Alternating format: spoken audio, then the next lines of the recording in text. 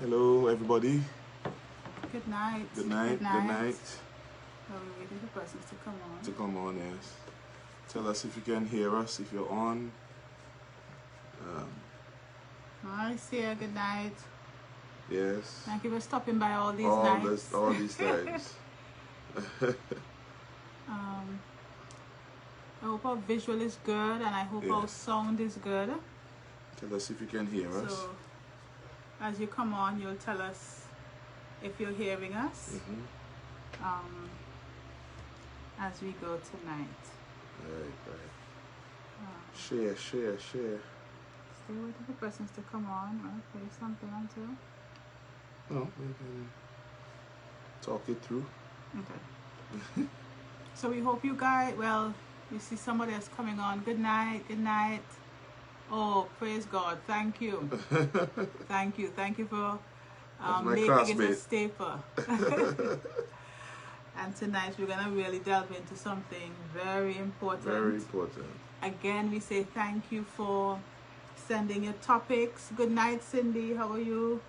And I thought about it this afternoon. So it's nice to see you. Something that's very important, something we cannot avoid. Yeah. But we don't have to allow to destroy us and destroy our relationships. That's right.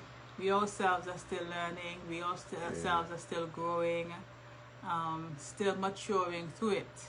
Yeah. So definitely, this is something that we are going with you in the process. That's of. Right? Share. I don't even have my thing to share. But to share? We're really trying to adjust. Good night, Sister Dorette. I see Danielle Smith. Good night, guys. Welcome to Muddy Puddles. If it is your first time, this is one of our ministries, just as God has led us to, speak into and assist relationships and marriages to grow. Yeah. Definitely, we are not the experts, whether we are trained in the ministry or not. Yeah. You guys are as much experts as we are because we are living it. We are OJTs. We are on the job, on the experience training. All right. So definitely. All right. Let me send this. Yes. We can use that. Okay. Before we start, I have to give a shout out to all my All Saints School secondary school people, all my people. We're celebrating 57 years as a school. We contend is the best school in Antigua. That's debatable. Yeah. I think Pierce had something earlier, but I didn't even know that. Okay. When you're not in the island, you miss out on some things. Yeah, but I didn't have anything. And today is Curtly Ambrose's birthday. I saw that. Curtly Ambrose is one of the greatest fast bowlers ever, and he was also he also attended Austin's school. Okay. So did Winston Benjamin. So did Eldine Baptist. So did Kenny Benjamin. The list goes on, and many other greats. So I have foundation upon which to boast about my alma mater. Praise God. Okay, but that's enough. That's enough for now. So we're talking about something that is inevitable. From possibility to realization. Hallelujah. From possibility to realization. That's again, your motto. My motto, yes. From possibility to realization. I didn't realize one of my teachers are still up there. Mr. Burton taught me biology. Still up there. And one cafeteria lady, that faithful bread and cheese, once a week, Bobby, that's sometimes twice a month, but dead especially. You used to get you about $5 to buy bread and cheese and juice. Yeah. Walk home every afternoon. Used to walk home. Anyway, I must start also school reflection. God bless you and thank you for being here. So I was saying, the conflict is one thing you can't get away from. It doesn't matter who you are. There's going to be conflict, and there are many reasons that may be. We're different persons. They say men are from Mars and women are from Venus or something like that. Yeah. Sometimes it might even be further apart than that. And based on you might be from a different country, definitely from different families, different backgrounds. If you're from a different country, if you're from a different race, it's going to have an impact in terms of how you navigate some issues, and so conflict will come up. So if you're newly married and all the time the honeymoon, you're still in honeymoon phase, and then bam, conflict hit. Don't worry, don't give up yet. All relationships will go through conflict. Not so, honey? Definitely. And one of the things we want you to understand, as I'm sure by now you picked up, that we're going to be looking at conflict in relationships, conflict in marriage. One of the things we want you to understand is that conflict is not necessarily bad. I am one of those persons who actually don't have a problem with conflict. I don't have a problem with confrontation. People always think that I'm contentious. I'm actually not contentious. One of the things with me is that I prefer to address things head on and take the bull by the horn, because I'm so afraid of the rear end effect. And so I prefer to just deal with the conflict as they come. But so many people, they will say, I'm not confrontational. I don't like conflict. I don't like too much of stress. And so many times what happens is that they leave situations unresolved, and that leads to other issues over time. So we want to say to you tonight, in your marriage, in your relationship, conflict is not a bad thing. No, we're not talking about conflict that's breaking down the self-esteem, conflicts that's breaking down your morale and, just mashing up the relationship. But we're talking about everyday isms and schisms.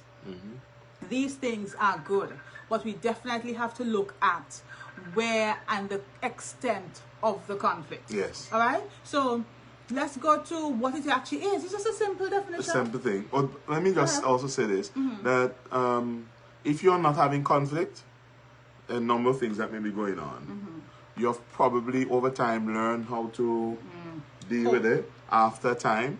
Yes. I think which is not necessarily healthy. Yes, that's true.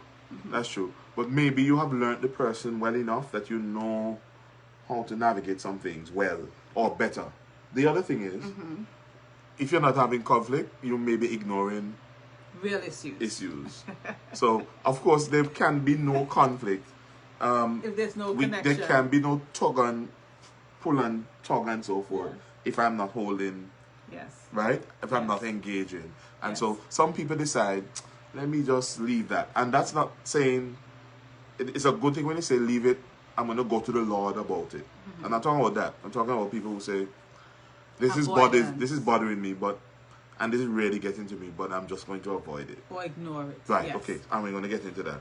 Definitely. So what is conflict, Diddy? So conflict is really just, a misunderstanding, a disagreement. It's really just it can come in the form as an impasse too, where we are not seeing eye to eye, we're not on the same page, we're having differing views and ideas that definitely impact how we interact, right? And in most cases, it's not comfortable. It may not always be positive. But it doesn't have to always be breakdown negative. So it definitely is just about disagreement. It's just about misunderstanding, differing in opinions, difference in opinions. All right. And here's what. It doesn't matter, as we said this earlier, it doesn't matter how the conflicts come about. We're going to talk about some of the areas it comes about, but it doesn't matter how the conflict comes around. The point is, even as the Bible has showed us, the ultimate goal of any conflict should be resolution. That's right. It should be resolution. So what is conflict? It's conflict is not the same thing like misunderstanding. It includes it. It includes it, but it is, when you say conflict, because you have a misunderstanding doesn't mean there has to be conflict. Right. So there can just be a misunderstanding, right? A simple thing is, well, honey, I didn't understand what you were saying in this particular circumstance, right? And then disagreement, disagreement can lead to conflict, but you can have a disagreement without it resulting in conflict. Right. Yeah? Right. Not so? Yes. And so, and then you have conflict. And those things can like lead a fight. up. Right. Definitely like not a a fist, not a fist fight. No, please, none of those. In Jesus' name. We're talking about verbal interaction that is more than normal in terms of its intensity. And also an emotional freeze or emotional standoff that can come as a result, right? So let's just put this in right now. The Bible is clear that we ought to be, what the Bible says, we are reconciliation. We are supposed to move towards reconciliation. Right. And so I want to use the scripture to start. Ephesians 4:31-32. Let all bitterness and wrath and anger and clamor and slander be put away from among you, along with all malice. Be kind one to another, tender-hearted, forgiving one another. We are setting that as a foundation tonight. So even in conflict, God has given us the foundation or the template of how to look at it and how to deal with it, where we are to be kind, tender-hearted. We are to and not allow the anger and the bitterness and the malice to stick around, but rather we are to do away with them. It says, let it be put away from you. Yes, and put on. Be tender-hearted. Yes, and be put kind. on. And one Colossian scripture talks about putting on, and therefore put on as brothers of the elect of God. Yes. Love one another. Put on. Yes. And I like to tell couples this: you literally have to put it on. Yeah. Because there's some things that don't come naturally. And he wouldn't tell us to put it on if we already had it. It is that he wants us to practice it. Right? So when you just understand this, that you have to literally be intentional about being kind to each other, about being tender-hearted, about being forgiving. Those things just don't happen by osmosis. They just don't happen. You have to actually decide, I am going to be like this person.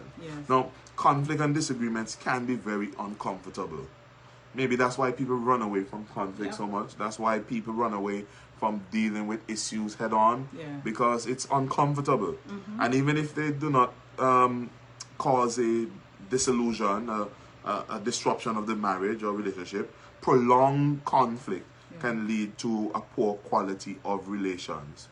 It can reduce individual and collective happiness, and it can lead to physical health challenges. Can I just say something there? That last part, just repeat them again.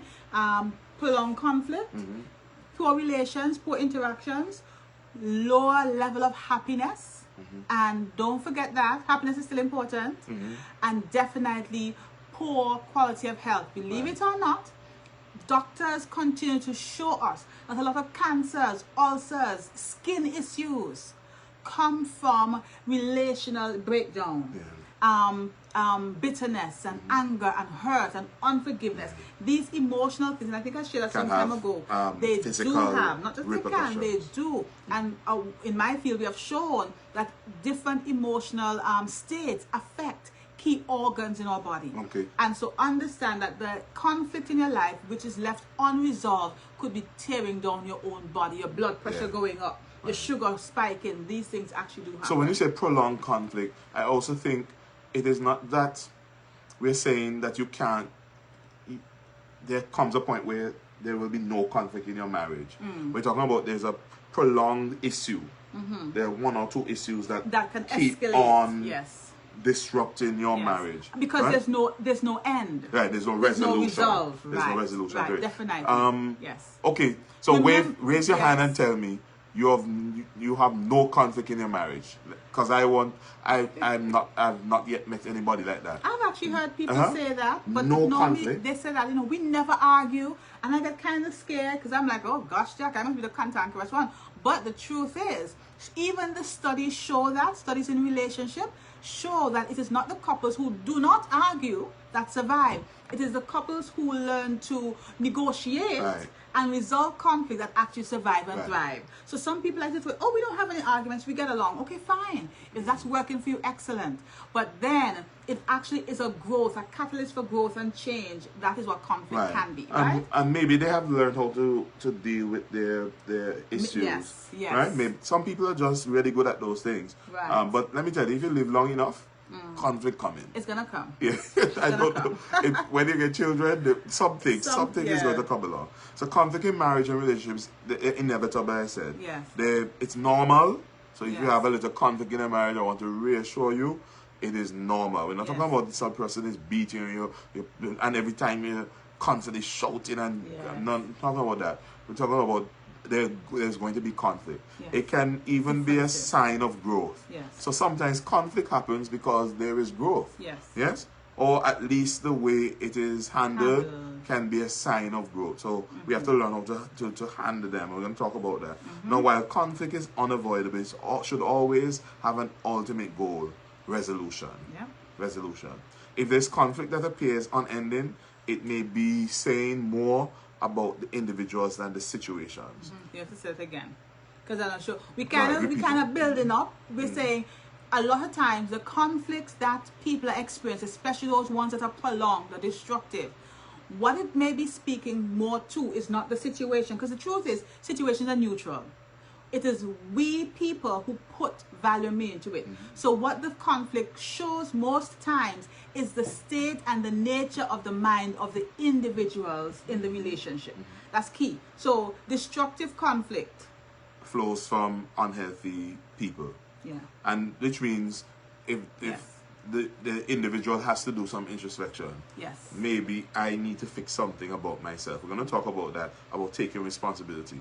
Because I like this, I keep saying this. My response is my responsibility. Yes. Yes. And by the way, I'm not perfect with that, because sometimes I respond in ways that I should not. We to all Billy, do. right? And she can do the same thing too. But we have to take ownership of that. But just want to remind people, remember to send your comments. Please. Ask your questions. We're interacting. I hope you're soaking it in.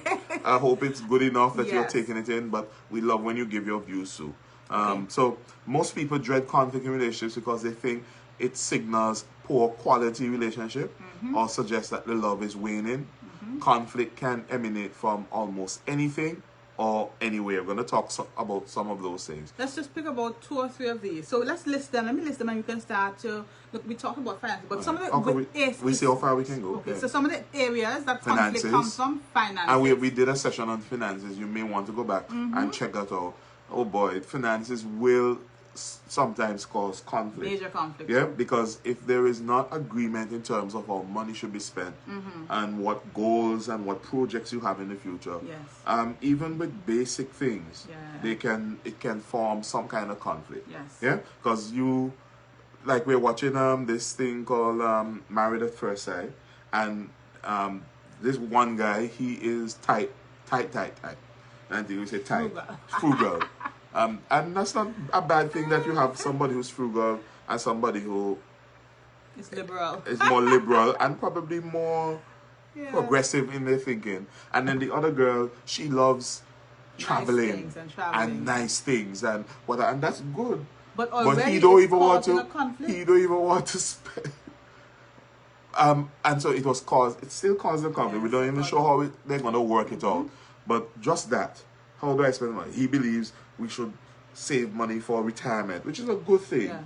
She believes they should be going on trips all over the world and so forth. All right. So you can also share with us. We're gonna share what are some of the things that definitely bring conflict. Yeah, tell us. And if you're not ashamed, you can just say. And please know, there's nothing new under the sun. Yeah. Most conflicts are the same. Different one or two. Karen said, is it okay to delay a conflict without dealing with the situation right away? Excellent question, Karen. Yeah. You get 100% for that one. Yeah. It has to do with how long the delay is, how urgent the matter is. If it's an urgent matter, delaying could probably cause more frustration. You have to assess it, and you have to make sure whenever it comes to conflict, one thing has to be clear and forefront in your mind is intention and motive. So what is your motive for delaying? Is it that you're really trying to avoid and ignore? Yeah. Or are you saying, because of how it's so intense in my emotions, in my mind right now, and because I don't want to have this get out of control, I want to give us some time. But they actually say, what the professionals say is that give it at least 20 minutes. They say pause for 20 minutes. 20 minutes. Not 20 days, not 20 years, not 20 weeks. Not a day. Not a day, as much as you can. 20 minutes. And then say, okay, can we get back to this? No, it may not 20 always is a little be 20 short minutes. for me. Sometimes, right, and I take long to get over vex too, but it may not be 20 minutes, and that's understood. That's okay. Yes. But do not let it be something that sits and festers. Yeah, weeks. Because when days it festers, pass. it's going to ooze. Yes. I can see 24 hours. I can see that. Well, the Bible does say, do not let the sun go down on your wrath. Right. So then... It didn't even give a time, but the sun going down means end of day. End of day. Yeah. So more than 24 hours is not really a good thing. Yes. Yeah. So yes, finances, religion, and faith. Oh my. Well, we had our challenges with that. Right, and we spoke about what unequally yoked can mean. People think unequally yoked just mean Christian and non-Christian, but it can also mean people of the same religion not having agreement. Or you decided to marry somebody who's a Muslim and you're Christian, or somebody's whatever the religion is, or denomination, that can become conflicted. And remember, it can change because maybe you met the person, you weren't serious with your walk, and next thing you become this serious person, and you're Muslim, and you feel your wife should cover up and cover she eye and whatever they cover up. That is going to cause conflict, right? Then household responsibilities, and we have had our own issue. Go ahead. Yes. Somebody's saying, what about conflict with family members?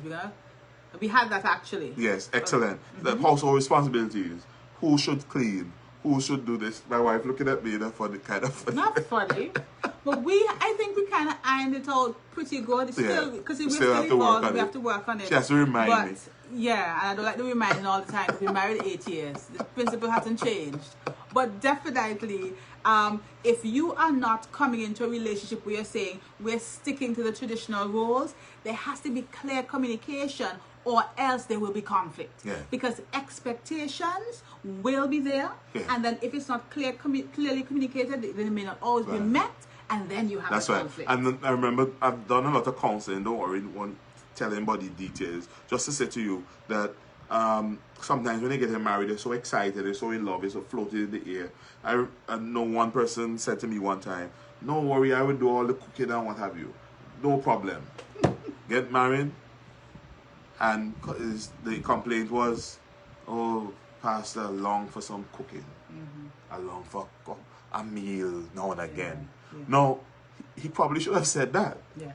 But when that expectation, that silent expectation, by the way, if your expectation of your spouse is silent, you have not expressed it, then they can't do anything about it. So what the things you have to do is that you have to communicate constantly. Yes, and then communicate lovingly. And we're going to talk about that. Let me not get into the other part. Intimacy and sexual issues. Big conflict can happen with this one too. Yeah, I remember early in our marriage, I behaved a particular way, what have you, and so we had to discuss it and sort things out. Praise God. No problems. Yes.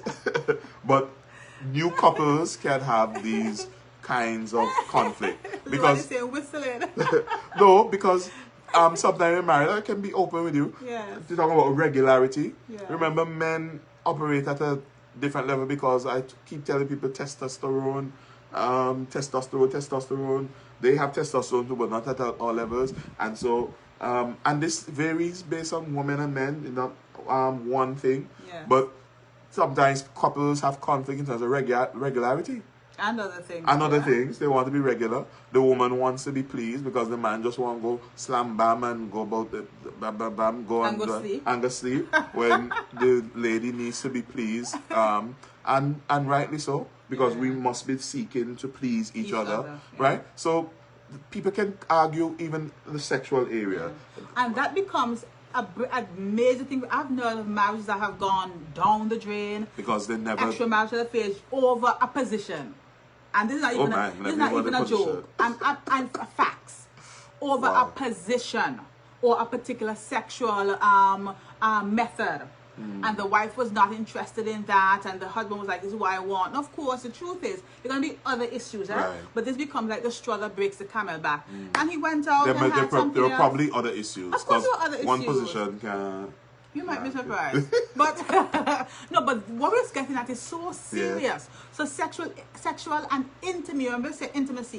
Remember, sex and intimacy are not the same thing. So, but these things do cause a lot of conflict, all right? Especially as women and men grow and they evolve and say, "I want more from this relationship," but the partner is not coming up to the level with them. Then you have somebody mentioned it earlier, friends and family.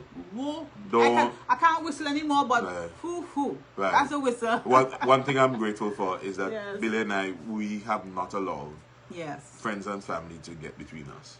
And I think our families too are of such that they respect the boundaries. Thank God. And they're not intruded. But some, let me tell you, their marriages have gone bad because daddy had an overblown position yes, in his daughter's or mommy's life. Please, leave and cleave. Yeah.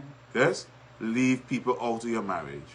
I think the people you allow are people who can counsel you properly. Yes. I'm even reluctant about sharing with friends and so forth.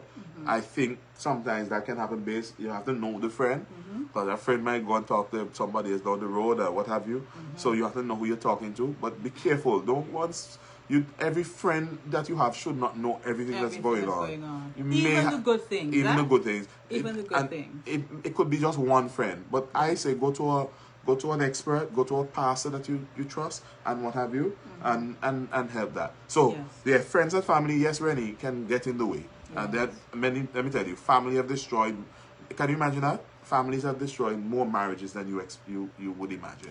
Yeah. The other thing is personality issues. And moodiness. Anger.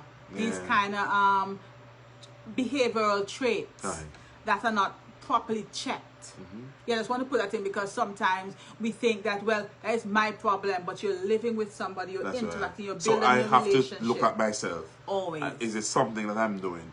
By the way, please tell us what is some of the conflict, and you don't have to give us any business, you know. Yes. What are some of the things that have caused conflict? We can't name all. Mental issues. Let me tell you, that's a big one.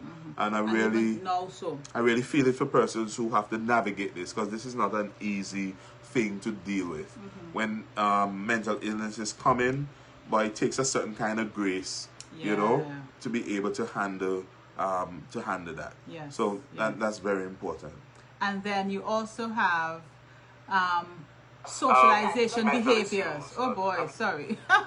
You have socialization behaviors. This one I know have caused so many issues. Like we added to this as well, drug use. Yeah. Because there's so many people raising children. Thank you, Luan. Oh my. This is a big one, especially, we're going to come back to that, especially in places where you have blended families now. Yeah. Oh boy. You're not my mother. Anyway, we're going to come to that. And do I beat? Yes, how to be disciplined. Should I be loud? Should I be this? How should I address the children? Talking. So, one of the things you should not do is, if there is a conflict, oh gosh, in the name of the Lord, don't do it in front of the children. I beat my picnic. I will beat him, so unless they're abusing them, where you need to intervene immediately. But if it's a matter of discipline, then you need to find your own corner and say. And it's hard sometimes, because I've had to say, and Bidel had to say, let's deal with this. Come this way. Let's deal with this in another place, you know, because you don't want. Yeah, go ahead. No, just saying, Ethan is so perceptive to these things now. He normally says, you know, Mommy, this is something that is going on. But we're talking about the socialization. You see, we talk about this a little bit, but we have people getting married, having attained more years than before. So before, people getting married at 20, you're still young, you're kind of, you know, identity is being fused to your husband and your wife. But now, like for us, we got married into our 30s. I was going to 30, he was already 30. And so we were already individuals with our own identity, our own lives. And I remember when we got married, this was a source of conflict for us. Because he had his way of socializing with his friends that was not comfortable for me.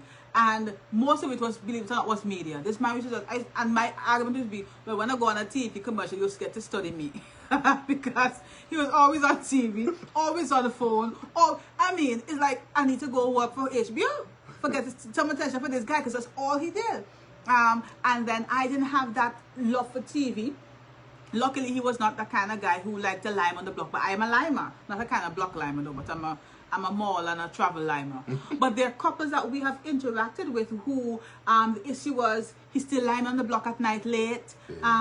He's still thinking that he can, you know, stay by his mother if he's still, you know, these kind of things. And these things can become sources of conflict. Sources of conflict. I see a question there. Yeah, Karen is saying, what are the best ways to solve an escalating conflict in a marriage or relationship? We're going to get to that right now. Get to that. Ultimately, the sources can be grouped in 6 spiritual issues. And we're identifying them: selfishness, pride, pettiness, fear, and insecurity. And satanic attacks. Because let me tell you, don't be fooled. The enemy wants your marriage done. He wants that to be finished. He has come to kill, steal, and destroy. Yeah. People who are married have to always remember that. Yes. The enemy does not want marriages to thrive, because, especially if they're godly marriages. Yes. Because if godly marriages thrive, that means children are raised in a godly circumstance. The church is enhanced. Yes. The community is blessed. And the country and the king and suffer. So let me tell you, sometimes you just have to pause and say, why am I allowing the enemy to cause this rift between my spouse? Yes. And you need to just take a break and think on that. No, and not only think of it, let me just add that there needs to be warfare that has to happen for people of God. Yeah. I know everybody here who watches us is not a Christian, but definitely if you understand that there is a spiritual attack against your marriage, or there's a desire for the enemy to see your marriage destroyed, then you have to at some point go into warfare for your marriage. Because let me tell you, sometimes you can check some patterns in the marriage. You see, every time this happens is a conflict. The signs can be there, and they can indicate that this is more than just him and I having a disagreement, a misunderstanding. This is satanic. This is demonic. That's what we use, demonic. And then you have to put on your foot with that in the name of Jesus. And then I just want to add, some people over spiritualize things. Yes. So there's some things that you need to do that you need to stop blaming Satan on. That's it. So you need to forgive. No amount of binding and loosing can cause you to make a decision to forgive, or to be kind, or to be loving. So there's some things that are in our hands, in our ability, that we have to do as children of God or followers of Christ. And we have identified, we're going to identify them. But I like to say for that one, God wouldn't do for us by miracle what we can do by obedience, right? And I want to say this as well before we move on to that, that we talked about this earlier up in one of the earlier programs, that we have to understand that the way we handle conflict, the way we look at conflict, has a lot to do with how we were raised too. Yeah. If we came from a family where conflict was the norm, we will think that conflict is the norm. The Bible actually talks about it, but it's live in a house top. Right. That in a house, not even the conflict, the way of resolving the conflict. The way to handle it. And so some people shouting. They're shouting. Some people move away from it. They don't resolve it at all. Yeah. So it becomes just a festival. Some people run away. Some people jump in the car and run. Some people bring a whole community into the conflict. Yeah. Call friend, call mommy, call. You know what you are accustomed to, what you grew up with. You have to now test it against the word of God. Is this the way I want to handle conflict now in my marriage, in my relationship? Does it stand the test of time? Does it stand the test of the word of God? Definitely. Right. Just wanted to put that in. So we're dealing with Goffman now. Yes. Goffman, go ahead, Biddy. So I love this couple. They do a lot of work with relationships and marriage. And many of you have heard of this before, I'm sure. If you haven't, we're learning something here. We're going to come back to Karen's question, so just remember that, because he will come out here actually. The best ways. So they have identified what they call 4 horsemen, the apocalyptic horsemen. What's the apocalypse? Nevin.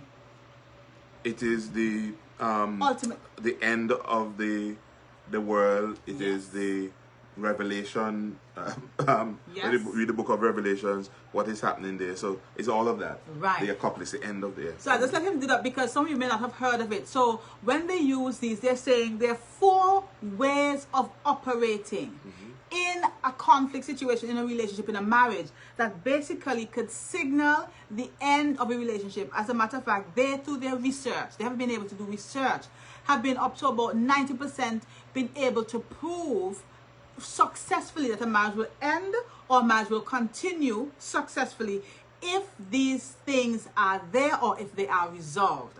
So I want you to think about them as we share them. When you're in your conflict situations, in your relationships, in your marriage, how do you operate? Yeah. And then you can be able to gauge whether you're doing well or if you need to make some changes. Right. So here's the first one. Again, share your questions, share your comments. You may have heard this before. We're interacting on this tonight, all right? The first one, and this is a popular one, we have to look at ourselves as well. I've looked at myself with this one. I know where I operate sometimes, right? The first one is criticism. Yeah. Criticism. So let me just read something here. Yeah. Criticizing your partner is different from offering a critique or voicing a complaint. So definitely criticizing the person. Criticism speaks to criticizing the whole character of the person, than just saying, you know, when this is done, I feel, or it doesn't work out the way we want it to work out. So in effect, when you are criticizing, you are dismantling the whole being. You're attacking the whole character. You know, when back home, we used to say when you're cursing somebody, tell them what you know and know about them. You just mash up the whole thing. You make the person question themselves. Criticism does that. So if you're in a relationship and you are operating in conflict, constantly at the stage of criticism, always attacking the person, then you're going to have some problems. So here's an example. So the complaint, genuine, wholesome complaint would be, you know, I was scared when you were running late. You know, we don't talk like that, but you know, I kind of got concerned when you were running late. I thought we agreed that we would do this for each other. That's a complaint. That's okay. Here's the criticism. You never think about how your behavior is affecting other people. I don't believe you forgot. I believe you're just selfish. So rather than attacking the fact that the person came late, which is the issue, attacking the whole person. You're selfish. You don't think about anybody else. You only think about yourself. You don't think about me. Right. I have done that. I think mostly when I'm tired of the complaint, I move to the criticism. I'm like, this is ridiculous now. But the point is, criticism does not work. If every time you find yourself in the whole, rather than the specific, right? Yes. If you find yourself every time in a conflict reverting to criticism and attacking the person, the whole person, as opposed to addressing the issue, you're gonna have a fallout. Yeah, that's not gonna lead to anything positive. Yeah. All right. So definitely, that's the first one. You want to go to the second one? Yes. You want to go ahead and finish that? No. Let's go to contempt. Right. So if you find that you and your partner are critical of each other, don't assume a relationship is doomed to fail. The problem with criticism is that when it becomes pervasive, it paves the way for the other. Far deadlier horseman to follow, or horsemen. It makes the victim feel assaulted, rejected, and hurt. So deal with the issue. That's the first thing. So Karen, you're talking about how you solve conflict. What you need to do is focus on the issue. And don't attack the person. Yeah? And that's one of the ways because the person is not the problem is the problem. Yes. Yeah? For the most part. Until the person becomes the problem. Yeah, for the most part. The second horseman is that of contempt. I've seen this in action. When we communicate in this state, we are truly mean. We treat others with disrespect, mock them with sarcasm and ridicule, call them names, maim them, or use body language, or eye rolling or scoffing. Boy, women know how to eye roll. The target of contempt is made to feel despised and worthless. Yeah. So contempt goes far beyond criticism. While criticism attacks your partner's character, contempt assumes a position of moral superiority over them. Can we just let that one sink a little bit? Because this is a big one, and especially we talked about unequally yoked. Perhaps sometimes you come into a relationship, or your relationship evolves into one where one is saved and one is not. And this can definitely come out. That superiority complex. Contempt. You know, your contempt. And it comes from resentment too. So here the example. It comes from resentment. You're tired? Cry me a river. I've been with the kids all day. And this is running like mad to keep the house going. And all you do when you come home from work, you flop down and on the sofa like a child and play those stupid video games. I don't have time to deal with another kid. Could you be any more pathetic? Oh my. That is that is aggressive and passive aggressive in one. So all you have to do is run after that. He's basically cussing the person. Right. So think about it in our context. This is an example from Gottman, and of course they're American, so they write a particular way. But think about our context where the person is saying, you just worthless. Yeah. You don't want nothing good for yourself. Since I meet you the same way, every time you're saying something, and there's an issue, yes, there's a conflict. The conflict may be that they're not, from this example, they're not helping with the house chores. And the person is saying, yeah, but when I come home, I'm so tired. Well, tired what? You're just lazy. You go work for the people and they don't have nothing to do. And I hope, and they attack and they make the person feel less than. That's why Gottman says, it is really just being mean and evil. Yeah. And so when you find yourself in a conflict, again, Karen, we're building on this with you with your question, because it's a really good question for us to bring out the points. How do you keep a conflict from escalating? You cannot operate in criticism, just attacking the person, or be mean to the person, unkind. Content. Go back to what we said in the beginning. The Bible says, be kind, use kind words, one to another, tender-hearted.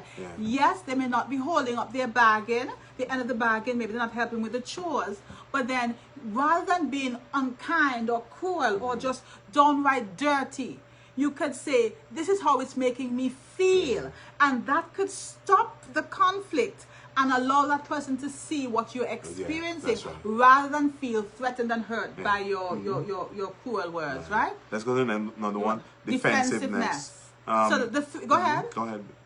Okay, so defensiveness is actually very natural. We all tend to be very defensive if we feel that somebody is attacking us, especially if we feel so unfairly. However, if we always operate in a place of defensiveness, that's a tongue licking right there, definitely. If we always operate in defensiveness, then we don't get anything, because what we do is that we shut off even ourselves from learning through the conflict. Remember we said that conflict is a teacher also, all right? So, and let me tell you, we live in a society, criticism is not always a easy thing to take. Yes. Yeah? I remember when I first year at seminary, and we were doing, I think it was preaching. It was homiletics, introduction to preaching, and you had to do your preaching, and then the whole class sat around and just rip. I'm telling you, boy, some of them used to be brutal, rip left. When they done, you feel like I will become a seminary for. I'm not called again, or what have you. And so it's not an easy thing to take, and so sometimes it's not always received well. Yes. Yeah. And that is where the defensiveness can come in. If you cannot see the value of the criticism, or if it's not a proper wholesome complaint, you can become defensive. So here's what defensiveness does. Defensiveness allows you, whoever is being defensive, to lie down and play the victim. You know, so you would say, for example, we have a situation, did you call the person to tell them that we're going to do something tonight? And the defensiveness is because you already said, oh my gosh, I forgot. But rather than being honest and saying, I'm sorry, I forgot, you get all defensive. Well, I was at work all day, why didn't you call them? And that, if you're like me, when you do that, because we have experienced that, that tripped me off one time. This is not about you. This is about the issue, right? So if you're going to be defensive, but defensive often goes hand in hand with criticism, all right? Understand that. So if you're going to be defensive, it really is not going to go anywhere. You're more likely to have an impasse, all right? And so it is perfectly understandable to want to defend yourself. It's normal. We understand that because you don't want to feel like the perpetrator or the failed one all the time.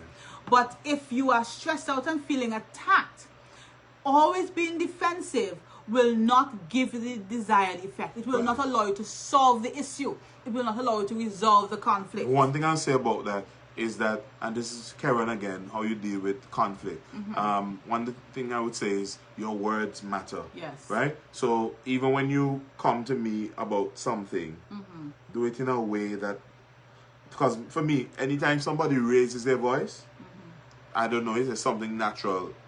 There's something there that wants me to respond aggressively. Right. So raising your voice can also cause the person to be defensive. Yes. When maybe if your approach was kinder and softer and more loving, that it would not cause that. So words and tone matter. Yeah. When we deal with conflict, these things are unavoidable, but it's how we deal with them. The next one is the stonewalling. Now, what they have found is that when you come to a place where you're stonewalling consistently as your way to deal with the conflict, it's very likely that you're not going to have any resolve, and most likely the marriage will dissolve. The relationship will be destroyed, all right? So here's what stonewalling is. It is usually a response to contempt, and it is when the listener withdraws from the interaction. They shut down, and they simply stop responding to the partner. I've done this, and I mean, the truth is, it doesn't get anywhere, but you have a kind of self-satisfaction. I'll be honest. Like, oh, when I'm talking, you don't hear me? Well, watch me listen now. Watch me talk now. Nothing to say. But of course, remember at the same time, we are looking at resolve. The ultimate goal of any conflict is resolution. All right? So in the conflict where you're stonewalling, rather than confronting the issues, what happens is the person makes efforts to avoid them, to escape them. So they turn away, they act as if they're not interested, they do stuff not to actually hear, and they basically tune you out. They tune you out. They work longer. And they do stuff like the avoidance techniques. Church activities to go yes. to. And yes. all kinds of other things. So, yes. yeah, you have to be careful with that. Yes. And that's stonewalling will eventually result in a loss of connection. Yeah. And so forth. That is why they say the one that definitely, if it continues, would lead to the breakdown of the relationship. All right? So definitely, you do not want to shut out. So again, looking at Karen's question was a nice thing because our time is going. Oh boy, we know how we're going to get this done. So we're going to deal with... Definitely, you want to make sure you do not operate in criticism, attacking the person. You don't want to operate in contempt, which is like a moral or any other superiority of the person. You don't want to operate in constant defensiveness. Yeah. I mean, we all do things wrong. Just own up to it. And we don't want to stonewall. We don't want to shut off. Just like an impasse. You're not going to get anywhere. So definitely, how has can provided we do something? 6 ways? Yes, 6 skills to help couples. Listen, everybody, 6 ways. I'm telling you, if you don't have conflict, now, praise God if you're not having conflict. And now. we added one. Go ahead. But the thing about it is that somewhere along the line, some kind of conflict is going to come up. As a matter of fact, in this COVID period, conflicts are happening more. Yeah, because you're with the person constantly, and you escape. Or the children, or somebody has to decide. Or the money. Or the money. Or the entertainment. So normally you get to go out and entertain yourself. Yeah. Now you're stuck home. And before, we miss his vacation. The vacation kind of just pull you away. It's our special time, Billy and I. We love vacations. Yeah. Because let me tell you, the day this thing is done, I tell Kizzy, they come in Antigua, I will check in with you once a day. Are they okay? They eating? Okay, good, bye-bye. And they won't see me until we come back from our long vacation. Anyway. Yes, definitely. So what should you practice? The COVID thing is really affecting. So let me start with this one. Practice, and again, we want to share this Gottman information with you guys tonight because they're very useful. Practice psychological self-soothing. Let me say this easy. This is an African pastor who I like to listen to. My sister introduced me to her, but I've heard her before. And she talks about it is not necessarily a husband who's supposed to make you happy, because sometimes they can't, whether they not interested or just not doing it well. Or wife. Well, I'm talking because I don't want a wife. I don't have husband, right? But definitely husband or wife. We have to learn, and we do this with children. We want our children to self-soothe. We have to learn as adults to ensure that we can soothe ourselves in the conflict, and don't hold our partners responsible always for making us feel better. Let me say this again. It is not your partner's responsibility to always make you feel better. Just like it is not realistic to think your partner will never make you feel unhappy or sad or angry or scared. Because we're all human, we're all imperfect beings. So sometimes you have to take it in your hands and say, this is getting really hard. The question Karen raised, this is escalating. Let me take a time out. Let me take a time out. Don't bother. Let me just leave the place. I'm not talking like that. We're talking don't pack a bag. We're just saying, and you can do it. Can I, honey, and just need to take a little break. Right? We are having, this is not helping me. Let me take a break. So sometimes you just go for a walk. Now you're running away. Or you might take a bath. Or you might want to read a book. Or use your essential oils. Those who have video games, you might want to play video games. Or you have essential oils. Do whatever it takes to breathe and calm down. We have sheep, so sometimes you can go and look after the sheep and just relax. It's a calm down thing now. I exercise. I've got been able to get back in. Oh, no, and this is very serious. Exercise is really helpful. When you're feeling stressed and overwhelmed and angry, get a sweat, because it's going to move the hormones in your brain and make you feel better. And Goffman said 20 minutes. 20 minutes. It could be a little longer than that, but something just to calm you down. Yes. And then use softened startup. Again, how do you prevent the situation from escalating? Don't say, and I'm waiting for you to come home all day. Right. You want some attitude? I'm waiting. You're sitting in the bad cubby or the cubby the house. And probably had a bad day. Yeah. Probably had a rough day. Probably were dealing with some demons at work or what have you. And as soon as they bust through the door, blah, blah, blah, blah, blah. Yeah. No, honey, how are you? You may not always get to start, honey, how are you? But as soon as you find that they are in a better position and you have calmed yourself enough to say, can we talk about this now? You know, or I have something to say to you. I remember somebody was saying, you could say, there was Dr.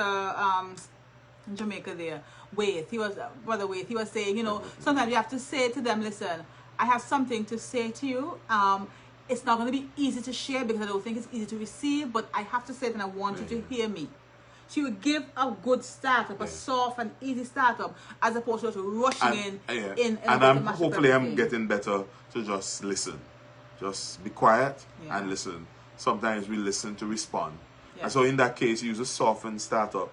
Don't blame, use I statements. This is how I feel. Yeah. Yeah? And describe what is happening and be polite. The other thing is, if you're still following us, if you're dealing with conflict, what did we say? We say you may have to take a little time out. We're not talking about running away, not staying out the whole night. We're not talking about that kind of thing. Just a short time, just to relax a little bit. Right.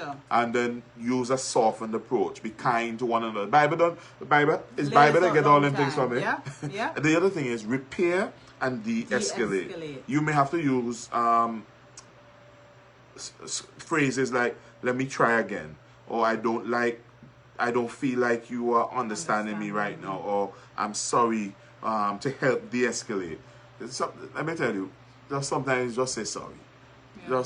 Just humble yourself. Oh, that's the other thing, humility. Yeah. You have to be humble enough to say, you know, my wife or my husband has brought up this thing to me. Yeah. Let me humble myself. And listen. I don't know everything. Or let me humble myself and do what she or he said, or apologize. Or just do what he or she has said that is important for them to do. Yes. Right? And that has happened to me where initially I didn't agree, but then I said, let me just humble myself and just do the thing. Didn't it work? Yeah, I think so. Definitely. And then listen to your partner's underlying feelings and dreams, right? And this, let me say, this one can be a little bit harder because we want to say, well, the issue is, but the truth is, so many times, underneath every issue, there's a backstory. And it's normally fueled by what the person is going through, what they've experienced before. And so it's important definitely to not just hear what they're saying, but to get a sense of where they're coming from. Yeah. Get a sense of where they're coming from. So you could see what is happening. Understand who your partner is deep down inside in order to influence and compromise together. Yes, we're kind of running for time. Yes. We're skipping so through accept influence. Yes. Recognize that your partner has good ideas. That's the other one. And important opinions. Your way isn't always the best way or the right way. Yeah. So we have to come to that. You didn't marry a dummy, right?